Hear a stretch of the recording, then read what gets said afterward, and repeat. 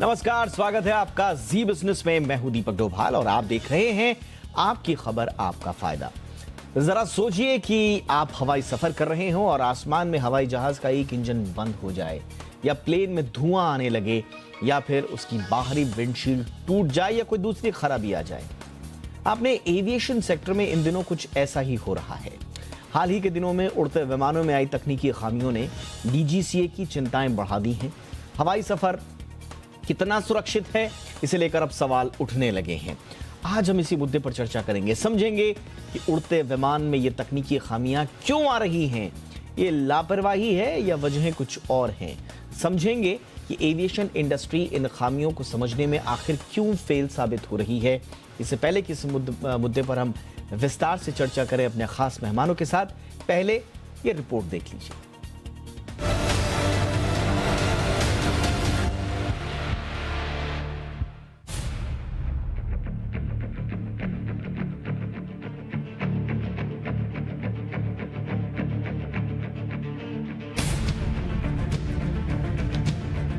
उड़ान के दौरान यात्रियों को पता चले कि विमान में इंजन में खराबी आ गई है, विंडशील्ड का बाहरी हिस्सा टूट गया है, तो सोचिए कि उन पर क्या गुजरेगी। यह हालात किसी के चेहरे पर दहशत, दिल में मौत का खौफ लाने के लिए काफी है। दरअसल हाल के दिनों में विमानों में तकनीकी खराबी को लेकर एक के बाद एक ऐसी कई घटनाएं सामने आई जो विमान यात्रियों के लिए डराने वाली रही। सुरक्षित हवाई सफर को लेकर भी सवाल पैदा होने लगे हैं। मामला गंभीर होता देख डीजीसीए ने विमानों में तकनीकी खामियों से जुड़े सभी मामलों में जांच के आदेश दे दिए हैं और संबंधित विमान कंपनियों से भी मामले में सफाई मांगी है। विमानों में तकनीकी खराबी की शुरुआत स्पाइस जेट के विमानों से हुई, जो अभी तक जारी है। फ्यूल इंडिकेटर में तकनीकी खामी से लेकर विंडशील्ड के बाहरी हिस्से के टूटने, नोज व्हील में खराबी, विमान के पहिए में खामी और केबिन में धुआं पाया जाने के अलावा इंजन में तकनीकी खराबी के मामलों ने स्पाइस जेट की सुरक्षित उड़ानों को लेकर संदेह पैदा कर दिया है। पिछले 19 जून से लेकर अब तक स्पाइस जेट की उड़ानों में खामियों की संख्या दहाई तक पहुंच चुकी है। डीजीसीए ने मामले पर सख्ती दिखाते हुए स्पाइस जेट से इन खामियों पर जवाब मांगा है। पिछले एक महीने में दूसरी कंपनियों के विमानों में आई तकनीकी खामियों की बात करें तो इंडिगो की रायपुर इंदौर उड़ान की लैंडिंग के बाद विमान से धुआं निकलता देखा गया, तो यूएई के शारजा से हैदराबाद के इंडिगो की उड़ान में तकनीकी खामी के बाद इसे कराची में इमरजेंसी लैंडिंग करानी पड़ी। एयर इंडिया एक्सप्रेस की एक फ्लाइट को कालीकट से दुबई के लिए उड़ान भरते समय मस्कट की ओर डायवर्ट कर दिया गया, क्योंकि विमान की फॉरवर्ड गैलरी में एक वेंट के जलने की गंध आ रही थी। तो बैंकॉक से दिल्ली आई विस्तारा फ्लाइट की 5 जुलाई को सिंगल इंजन पर लैंडिंग कराई गई। दरअसल फ्लाइट का एक इंजन फेल हो गया था। ऐसा नहीं है कि भारतीय एयरलाइंस के विमानों में ही खामियां आ रही हैं। इसी महीने 3 विदेशी उड़ानों को भी खामियों का सामना करना पड़ा। शारजा से कोचीन की उड़ान एयर अरेबिया में हाइड्रोलिक खराबी आई, तो अदीस अबाबा से बैंकॉक की इथियोपियन एयरलाइंस में एयर प्रेशर की समस्या है। वहीं श्रीलंकाई एयरलाइंस के विमान में हाइड्रोलिक समस्या पाई गई। उड़ान के टेक ऑफ से लैंडिंग तक करीब 27 तरह की जांच होती है, जिसमें fuel pump, flight control, landing gear, altimeter, engine, propellers की जांच प्रमुख है। मगर इतनी जांच के बावजूद प्लेन में खामियां आ रही हैं, ये चिंता की बात है। माना जा रहा है कि विमान कंपनियों के बहुत से मेंटेनेंस स्टाफ लीव पर चले गए हैं। वो सैलरी बढ़ाने की मांग कर रहे हैं। ऐसे में ये फैक्टर भी विमानों की तकनीकी जांच में बाधा हो सकती है। फिलहाल तो डीजीसीए को मामले में पूरी सख्ती दिखानी चाहिए, ताकि यात्रियों की सुरक्षा सुनिश्चित की जा सके। ब्यूरो रिपोर्ट, जी मीडिया।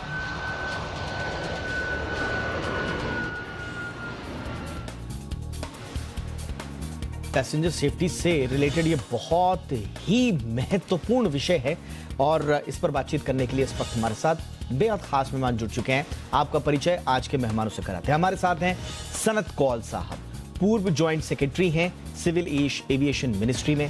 सनत सर, आपका बहुत बहुत स्वागत है हमारे शो पर। हमारे साथ हैं दमानिया साहब, एविएशन एक्सपर्ट हैं जाने माने। परवेज दमानिया साहब, आपका भी बहुत बहुत स्वागत है हमारे शो पर। आपका धीरज माथुर साहब हैं हमारे साथ, जो कि पार्टनर हैं पीडब्ल्यूसी में। धीरज जी, आपका भी बहुत बहुत स्वागत है। सनत सर, हम चर्चा की शुरुआत आपसे ही करना चाहेंगे और चर्चा की शुरुआत मेरे इस सवाल से है जो कि फीडबैक के तौर पर इन इंसिडेंसेस के आने के बाद सामने आए हैं।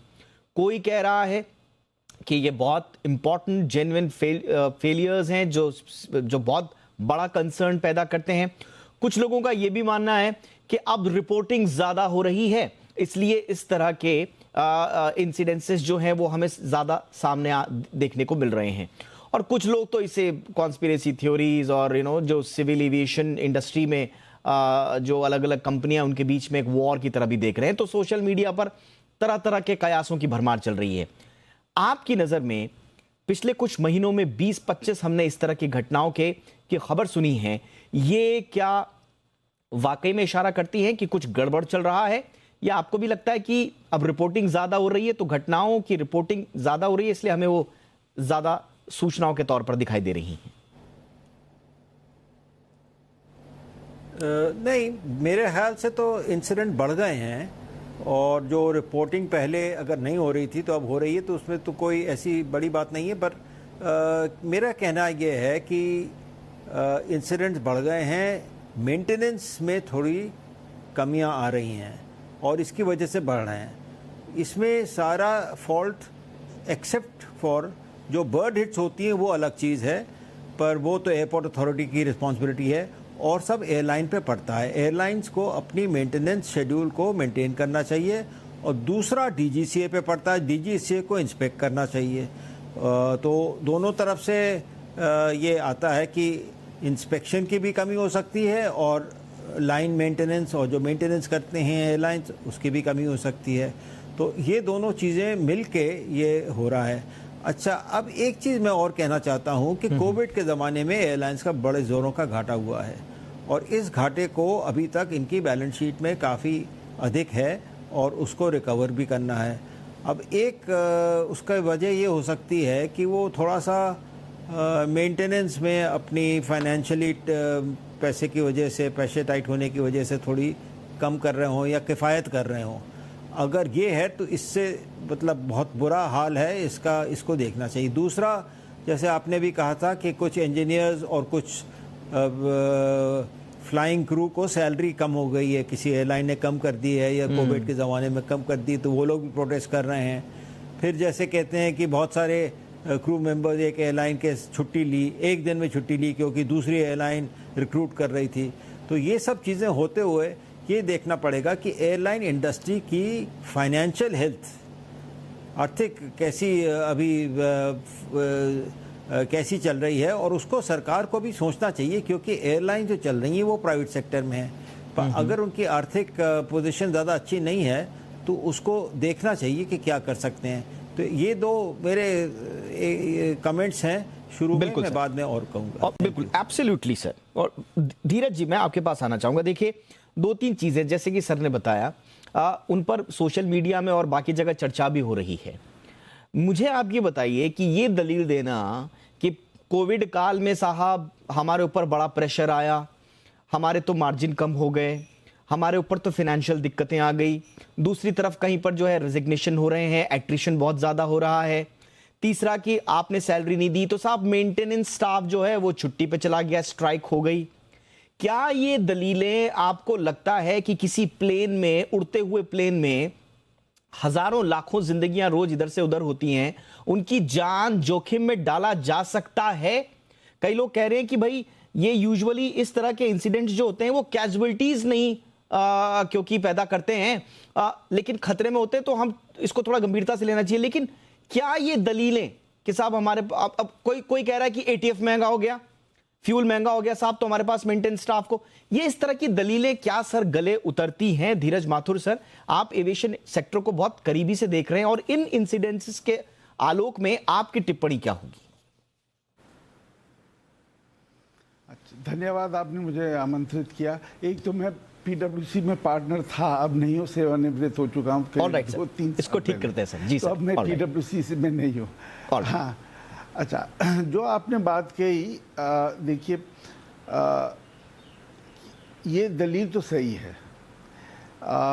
एयरलाइंस का जो बिजनेस है ये बहुत ही थिन मार्जिन्स पे ऑपरेट करता है। एटीएफ 50-55% उनका जो टोटल कॉस्ट है वो एटीएफ अकाउंट करता है। एटीएफ इंडिया में सबसे ज़्यादा महंगा है, ये तो सब दिस इज़ वेल नोन, सबको मालूम है। हालांकि अभी हाल में ही 2% के करीब कम किया है आफ्टर ये पेट्रोलियम और सिविल एविएशन माननीय मंत्रियों ने एयरलाइन ऑपरेटर से बैठक के बाद ये थोड़ा सा कम हुआ है। बट ये बात तो सही है कि मार्जिन्स इनके बहुत लो हैं और इनको कोविड के दौरान घाटा भी हुआ है। अच्छा, दूसरी बात ये कि इसको नहीं सर, इसी पे आगे बढ़ते हैं सर। मैं माफी चाह रहा हूं, आपको मैं टोक रहा हूं। मैं इसी पर क्लैरिफाई चाहता हूं सर। अब देखिए, आप भी कह रहे हैं कि इनका जो लॉजिक है वो जेन्युइन है। मेरा सिर्फ एक बात कहना है सर, अगर आपके मार्जिन कम हो रहे हैं, आप एयरलाइंस नहीं चला पा रहे हैं, आपको घाटा हो रहा है, आपसे धंधा नहीं हो पा रहा है, आप छोड़ दीजिए ना। आप लाखों हजारों पैसेंजर्स की जान क्यों जोखिम में डाल रहे हैं? अगर किसी कंपनी को घाटा हो रहा है तो क्या अपना खटारा प्लेन को इजाजत दे देगा उड़ान भरने की? ये सर, ये इस तरह की दलीलें मेरे को समझ में नहीं आती हैं। जी नहीं, देखिए, तो वही मैं आ रहा था, उसी दूसरा जो जिस बिंदु पे मैं आ रहा था वो यही था कि ये घाटा तो हुआ है, कैश क्रंच है, एम्प्लॉयज ले ऑफ किए गए, इंडिया में नहीं पूरे संसार में। यूरोप में देख लीजिए कितना बुरा हाल है इस समय। हीथ्रो जो एक तरह से मॉडल एयरपोर्ट था, उसमें देखिए कितना बुरा हाल है।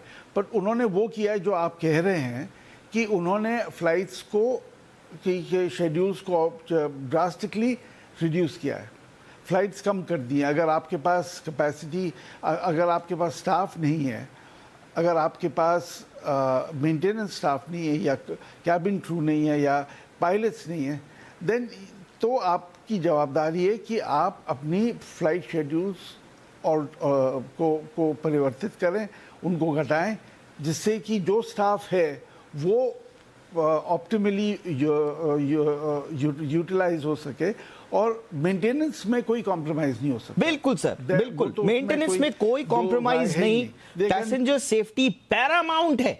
ये तो मतलब ये तो बताने की जरूरत नहीं है सर। ये संसद में रिपोर्ट रखी गई थी स्टैंडिंग कमेटी की ओर से, उसमें भी कहा गया था, ये मिनिस्टर सिंधिया साहब की तरफ से भी आया है। ये हर कोई जानता है कि पैसेंजर सेफ्टी पैरामाउंट है। अगर आपको कोई भी मार्जिन का प्रॉब्लम आ रहा है, कुछ भी, किसी भी तरह का मैन पावर क्रंच है, फाइनेंशियल क्रंच है, उसको आप अलग तरीके से डील कीजिए ना।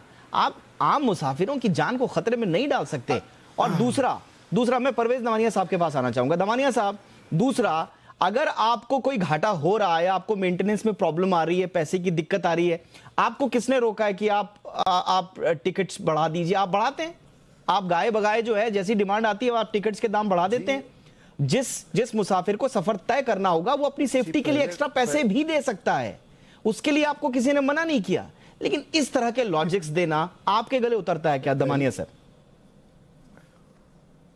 नहीं, पहले तो मैं बोल रहा हूं कि अभी कोई फेयर्स कम नहीं है, एयरलाइंस अच्छा खासा चार्ज ले रहे हैं एब्सोल्युटली, और गवर्नमेंट का कोई रिस्ट्रिक्शन नहीं है आप क्या फेयर चार्ज करिए। देखिए, मैं और एक बात कहना चाहता हूं कि अगर आप डीजीसीए के फिगर्स देखेंगे, अभी मार्च के फिगर्स आए हैं, तो all are in mid 80s, means this is very interesting to know that spice figures for March were 86%. All the other airlines are in 83-84%. That means the airlines का जो load factor है एकदम अच्छा चल रहा है। Airlines का जो fare structure है उस पर गवर्नमेंट का कोई restriction नहीं है। तो मेरे हिसाब से लो कॉस्ट एयरलाइन रहे या फुल सर्विस एयरलाइन रहे, उसमें आप इंजीनियरिंग में कॉम्प्रोमाइज नहीं कर सकते। बिल्कुल, पहले गवर्नमेंट ने कायदा क्लियर कट रखा है कि आपके 6 महीने का कैपिटल होना चाहिए आपके पास। अगर आप लो कैपिटल पे कॉस्ट कटिंग कर रहे, चाहे आप फूड दो या ना दो, आप सीट पिच कम कर दो, लेकिन आप इंजीनियरिंग स्पेस पे कोई कॉम्प्रोमाइज नहीं कर सकते।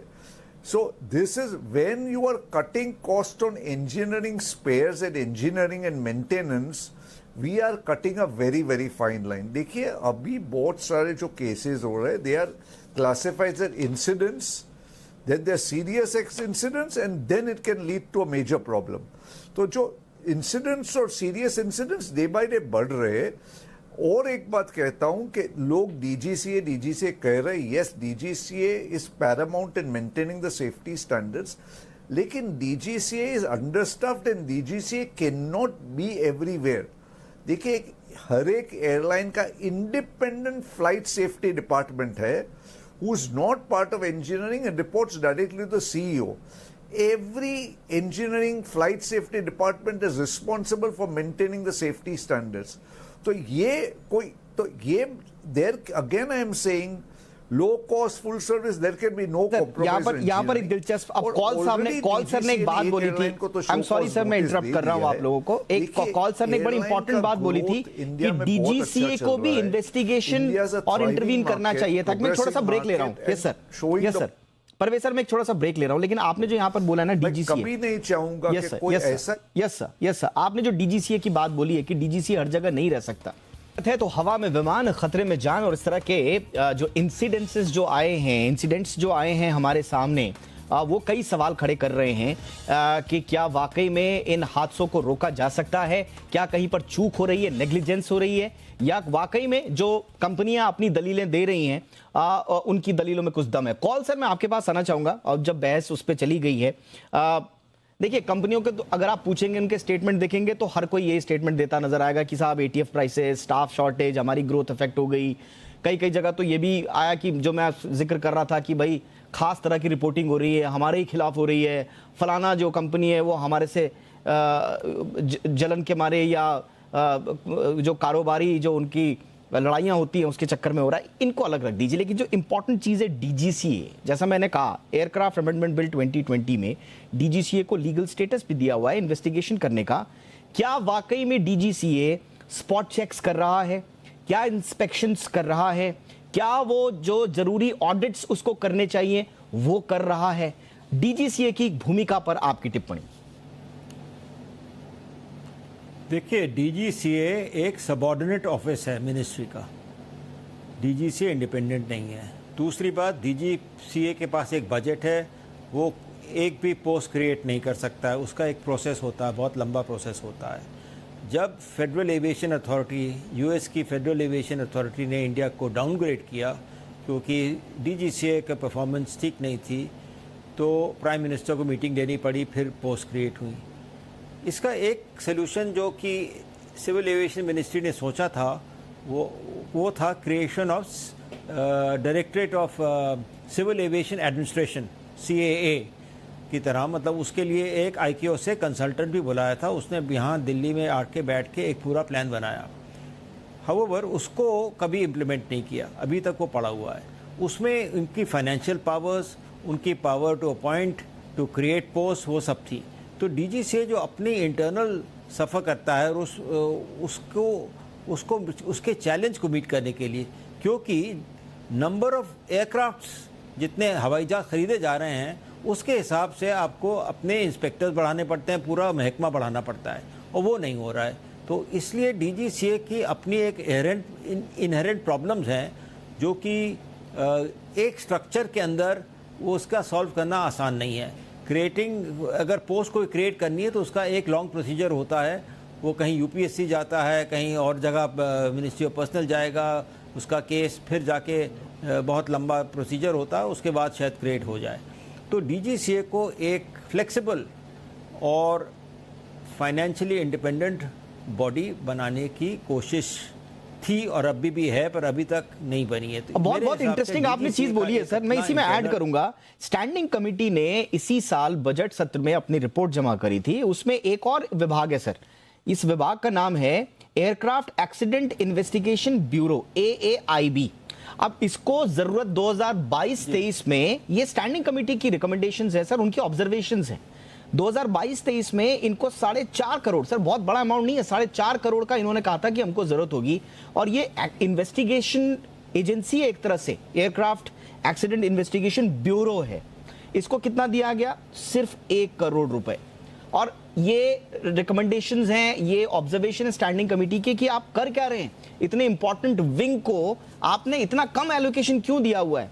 दूसरा आप देखिए कि एटीसीज जो है हमारे एयरपोर्ट ट्रैफिक कंट्रोलर्स, कितना इंपॉर्टेंट वो एक पार्ट है पूरे के पूरी सिक्योरिटी एंड सेफ्टी का। उसमें देखिए आप रिक्रूटमेंट का कोई खाका नहीं है अभी तक। उस पर कमेटी ने भी ये कहा है कि भाई आप जितनी जरूरत है उस हिसाब से आप इनको बढ़ाइए। तो ये छोटी छोटी रिकमेंडेशन जो स्टैंडिंग कमेटी की ओर से आई हैं, ये बता रही हैं कि अंदर भी प्रॉब्लम है। बहरहाल अब उस पर वापस आते हुए जो विमानन कंपनियां हैं, और धीरज सर मैं आपके पास आना चाहूंगा, ये विमानन कंपनियों का रवैया अब कैसे सुधरेगा। मैं सिर्फ सेफ्टी और सिक्योरिटी का तो कंसर्न आज रेज हो रहा है सर, क्योंकि चाहे रिपोर्टिंग ज्यादा हो रही है या जो भी है, लोग मुखर भी हो गए हैं, लेकिन अब आप देखिए इसमें छोटी छोटी हाइजीन की समस्या, स्टाफ की जो बदतमीजियां होती हैं, डिलेज जो होते हैं, तमाम तरह की जो दिक्कतें जो आती हैं, ये एविएशन सेक्टर पर एक बदनुमा दाग लगाते हैं। और इनमें इन एविएशन जो सेक्टर की कंपनियां हैं उनकी बड़ी भूमिका है। कैसे ठीक होगा ये, क्या किया जाए, सॉल्यूशन क्या हो? देखिए इस समय जो समस्याएं हमारे सामने आ रही हैं, ये लार्जली एक तो जो इश्यूज हमने अभी इससे पहले डिस्कस किए, the effectiveness and independence of the DGCA, then the issue of the financial crunch of the airlines.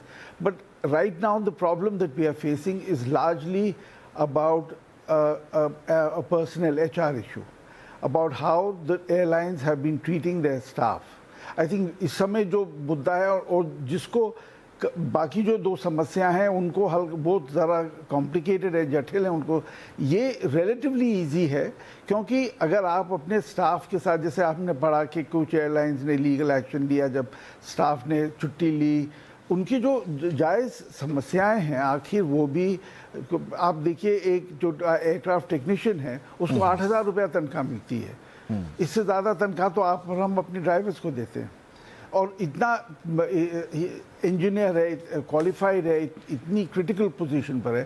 सो जो पर्सनल इश्यूज हैं I think they need to be addressed immediately, and staff को confidence में लेके करना चाहिए। कोई ऐसा नहीं कि नहीं हो रहा, बहुत सारी एयरलाइंस कर भी रही हैं ये जो नहीं, बिल्कुल आपकी चिंताएं बिल्कुल जायज हैं धीरज सर, बिल्कुल माथुर सर, बिल्कुल आपने सही कहा। और जो स्टाफ के साथ जो कंपनियों का रवैया वो हमने देखा है, एविएशन सेक्टर की क्या हालत रही है इस देश में, और अभी भी वही हालत है, धीरे धीरे उभरने की कोशिश करेगी। बड़ा इंपॉर्टेंट सेक्टर है हमारी ग्रोथ से जुड़ा हुआ। हम तो चाहेंगे कि एविएशन सेक्टर तरक्की करे और उसका एक एक यूनिट जो भी उसके स्टेक होल्डर्स हैं सबकी तरक्की हो। ये एक अलग मुद्दा जरूर है, लेकिन आपने जरूर कहा कि अगर छोटी छोटी बातों पर अगर ध्यान दें, स्टाफ से जो कंपनियों का रवैया है उस पर, तो कुल मिला के वो, लेकिन चाहे कुछ भी हो जाए सर, पैसेंजर्स की सेफ्टी को सबसे पहली प्रायोरिटी देना ये बाध्यकारी नहीं है सर, ये आपका एक नैतिक चीज है। आप बिजनेस कर रहे हैं, सबसे पहली प्रायोरिटी आपकी यही होनी चाहिए, पैसेंजर सेफ्टी। दमानिया सर, कंपनियों को और जिम्मेदार कैसे बनाया जाए, सॉल्यूशन क्या हो सर? क्या सख्ती से काम होगा या खुद इनको इंट्रोस्पेक्ट करके अपने आप ऐसी घटनाओं की पुनरावृत्ति नहीं होने देनी चाहिए? नहीं, पहले तो there can be no excuse for any airline for mistreating a passenger. उन्होंने रियलाइज करना चाहिए उनका पूरा कामकाज पैसेंजर से ही चल रहा है। देखिए आज नए एयरलाइंस आ रहे हैं, आकाशा एयर आ रही है, जेट2 आ रही है, Air India coming as starters. So today the passengers need to be treated well in the airline.